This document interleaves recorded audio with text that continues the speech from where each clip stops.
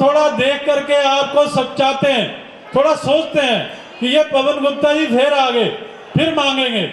लेकिन प्रत्येक वर्ष 100 लड़कियों की शादी करना, और केवल शादी नहीं करना, उनके लिए घरेलू जो भी जरूरी वस्तुएं हैं, मैं देख के हैरान हो जाता हूँ। घड़ियां, छापे, गोदरेज की अलमारी, पलंग, पता नहीं कौन कौन सी वस्तुएं, जिनको फिर स्वामी जी अपने पंजाबी शब्दों में श्रृंगार पेटी को कैसे, क्या कहा स्वामी जी उस दिन आपने?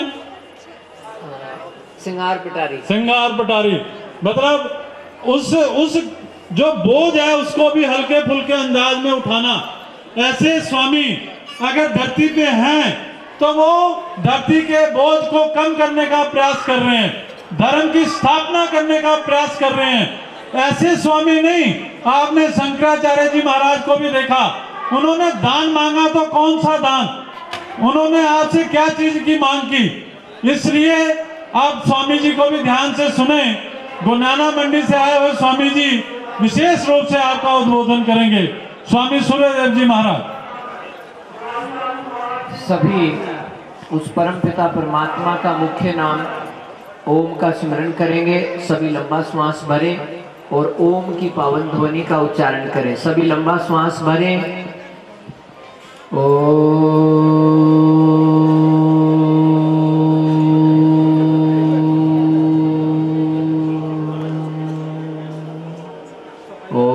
भूर्भुवस्वः तत्सवितुर्वरेण्यं भर्गो देवस्य धीमहि धियो यो नः प्रचोदयात्। बोलो सच्चिदानंद भगवान की, भगवान श्री रामचंद्र जी महाराज की, वीर बजरंग बली महाराज की।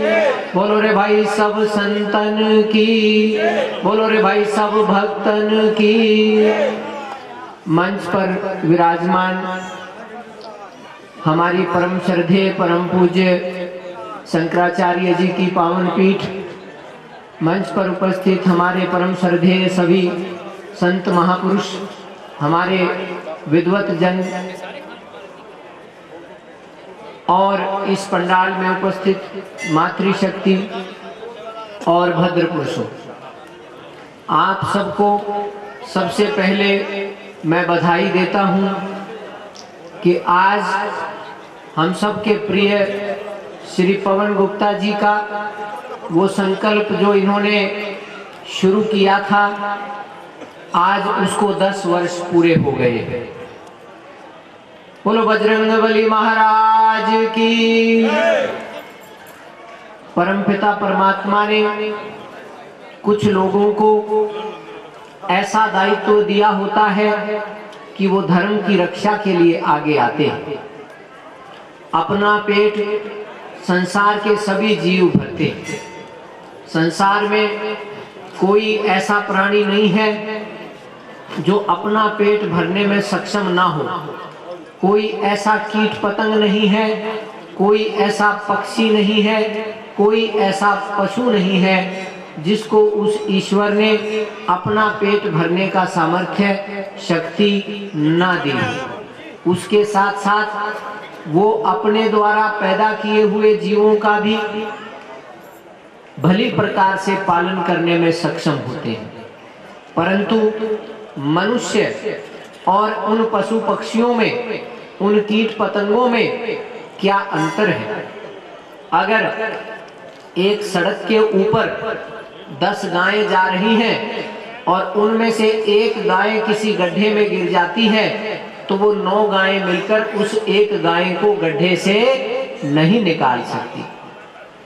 मान लीजिए 10 पक्षी कहीं पर जा रहे हैं और एक पक्षी किसी पतंग की डोर में उसके पैर फंस जाए तो बाकी के पक्षी मिलकर उस पक्षी के पैरों में से वो पतंग की डोर नहीं छुड़ा सकते। परंतु अगर आप लोग कहीं जा रहे हैं और आप मान लीजिए 10 हैं और आप में से एक व्यक्ति के ऊपर कोई संकट आ जाए, एक चलते समय कहीं गिर जाए, तो क्या बाकी के 9 उसकर छोड़कर आगे चले जाएंगे? ये मनुष्य है। हमारे पवन गुप्ता जी को भी उस परमपिता परमात्मा ने शक्ति दी है कि वो न केवल अपने घर परिवार का लालन पालन करें, बल्कि हजारों लाखों घर परिवारों के बीच में जाएं और उन सब की पीड़ा को दूर करने का कार्य करें। ये परमपिता परमात्मा ने इनको शक्ति दी है और यही इनकी शक्ति है कि इतने बड़े शंकराचार्य, इतने बड़े संत महापुरुष, इतने बड़े जति सती जो मंच पर हर साल आते हैं, वो उनको परमपिता परमात्मा ने जो आशीर्वाद दिया है उस आशीर्वाद को और बढ़ाने के लिए आते हैं। आज 10 वर्ष पूर्ण होने पर मैं पवन गुप्ता जी को बधाई देता हूं और आने वाले समय में भारत के कोने कोने में शिवसेना हिंदुस्तान की पताका लहरे, पूरे पंजाब के अंदर, पूरे उत्तर भारत के अंदर, पूरे उत्तर प्रदेश के अंदर, पश्चिम बंगाल तक सारी जितनी इनकी गतिविधियां हैं, ये सारी एक एक गतिविधि मुझे बताते हैं। स्वामी जी अंतर्जामी है, उनको पता नहीं कैसे पता लगा कि बंगाल वाले, राजस्थान, यहाँ सब लोग बैठे हैं, तो आपका आशीर्वचन शायद फलित हो रहा है। राजस्थान से लाखन पवार, लाखन नायक और हमारे बंगाल से समर भट्टाचार्य भी हैं। आपके आशीर्वाद के लिए जोर से जयकारा, जयकारे वीर बजरंगी। हर हर महादेव, बोलो शिवसेना हिंदुस्तान की। मैं ये शुभकामनाएं अपनी इसलिए देता हूं कि जो व्यक्ति इस समाज में, इस देश में, इस संसार में जन्म लेता है और केवल अपना पालन पोषण करके चला जाता है, तो पशु पक्षियों में, कीट पतंगों में और मनुष्य में फिर क्या अंतर हुआ? अभी आपने हमारे जगत गुरु शंकराचार्य जी का उद्बोधन सुना। ये हमारे हिंदू धर्म की विशेषता है कि सारे देश की बात वो करके गए, सारी दुनिया की बात वो करके गए। आप किसी मस्जिद में चले जाओ, वहां पर वो सारे देश की बात नहीं करेंगे, वो सारी दुनिया की बात नहीं करेंगे, वो कहेंगे कि इस्लाम खतरे में है। आप किसी और जगह चले जाओ, वो कहेंगे हमारा धर्म संकट में है, हम संकट में हैं। लेकिन ये हमारा वेद है, हमारे धर्म शास्त्र हैं, हमारा हिंदू धर्म है जो सारी मानवता को साथ लेकर चलने की बात करता है। सारे देश के खिलाफ जो भी व्यक्ति कोई षड्यंत्र करता है, सबसे पहले हमारे संतों को पीड़ा होती है। उसके बाद जब हमारे संत उस पीड़ा का प्रगटावा करते हैं, तो कुछ लोगों को पीड़ा होती है कि संत क्यों इस विषय पर बोल रहे हैं। यदि संत इस विषय पर बोलना बंद कर देंगे, तो आम जनता के बीच में जन जागृति कौन फैलाएगा? इसीलिए जब हमने देखा, आज से 10 वर्ष पूर्व देखा कि पवन गुप्ता जी के हृदय में वो पीड़ा है कि ये सारे देश को एक सूत्र में बांधना चाहते हैं, सारे राष्ट्र को कश्मीर से कन्याकुमारी तक एक सूत्र में बांधना चाहते हैं, तो हमने मुक्त हृदय से इनको आशीर्वाद दिया। और देखो कहां दूर से शंकराचार्य जी महाराज आए और इनको अपना आशीर्वाद दिया। एक बात ध्यान से सुनो, देश की बात करना क्यों जरूरी है? आज पाकिस्तान हमारे देश का हिस्सा नहीं है, तो क्या ये बताओ पाकिस्तान में हिंदू बचे? आज बांग्लादेश हमारे देश का हिस्सा नहीं है, तो ये बताओ क्या बांग्लादेश में कोई हिंदू प्रधानमंत्री, राष्ट्रपति बन सका? किसी समय वो हमारे देश का हिस्सा थे, किसी समय वहां हिंदू बहुल थे, लेकिन हमारे अंदर वो भावना आ गई कि केवल हम अपने घर को देखें और हमने पड़ोसी के घर को देखना बंद कर दिया। अगर हमारा कोई अपना भाई पीड़ा में है, तो हमने उसके कष्ट को देखना बंद कर दिया। और एक समय ऐसा आया कि हमारे से अफगानिस्तान टूट गया, पाकिस्तान टूट गया, बांग्लादेश टूट गया, और अगर आप लोग नहीं जागे तो और भी कई प्रांतों को तोड़ने के षड्यंत्र निरंतर चलते रहते हैं। पिछले दिनों में चीन में गया, लगभग अब तक 35 देशों की यात्रा मैंने की। पिछले दिनों मैं चीन में गया। चीन में जब वहां के एयरपोर्ट पर बीजिंग में मैं पहुंचा, तो जब रात के 1 बजे मेरा वहां पहुंचना हुआ, तो रात को जब आप कहीं पहुंचते हैं, दूसरे देश की तो बात छोड़ो, अगर आप अपने देश में भी किसी रेलवे स्टेशन पे रात को 1 बजे पहुंचोगे, तो आपके मन में क्या होगा कि जल्दी जल्दी से चलें और कोई टैक्सी, कोई रिक्शा लेकर अपने घर पर या गंतव्य पर पहुंचा जाए, विश्राम किया जाए। मैं जब चीन में पहुंचा तो वहां बीजिंग के अंदर बहुत ठंड थी। जून के महीने में मैं गया था लगभग, लेकिन वहां बहुत ठंड थी और मेरे मन में यूं था कि जल्दी से चेकआउट हो, जल्दी से वो बैग वगैरह अपना उठाएं और इमिग्रेशन क्लियर हो और मैं अपना गंतव्य पर पहुंच जाऊं। लेकिन जैसे ही मैं वहां से अपना बैग वगैरह सब क्लियर करके स्टैंप वगैरह लगवा के पहुंच रहा था, तो चीन के अधिकारियों ने मुझे रोक लिया। चीन के अधिकारियों ने जब मुझे रोका तो मैंने कहा, भाई मेरे पास चेक करने वाला कुछ नहीं है, पीछे 3 बार मेरे सामान की मशीनों में चेकिंग हो गई है, तो ऐसा मेरे पास कोई चीज नहीं है, आप रात को मेरा समय बर्बाद ना करो, मैंने आगे बहुत दूर जाना है। तो चीन के अधिकारी पता क्या कहने लगे, उन्होंने कहा, please don't worry, you please don't worry, आप इस सोफे के ऊपर बैठ जाओ, ये जो कुर्सी लगा रखी है इसके ऊपर आप बैठ जाओ और हम इस बैग की एक बार अपने ढंग से तलाशी लेना चाहते हैं। मैंने कहा, भाई ले लो। तो जो बैग होते हैं हम उनको बाहर लेकर जाते हैं, उनके अंदर एक लॉक लगाया होता है जिसमें नंबर से हम उसको बंद कर देते हैं, नंबर से वो खुलता है। वो चाबी और ताले लगाने वाले लोग बाहर नहीं चलते। तो वो जो नंबर वाले लोग होते हैं, आपको ये जान के आश्चर्य होगा कि किसी भी देश के एयरपोर्ट के ऊपर वहां की पुलिस बिना नंबर लगाए उसके अंदर एक चाबी सी लगाती है और वो अपने आप लॉक खुल जाता है।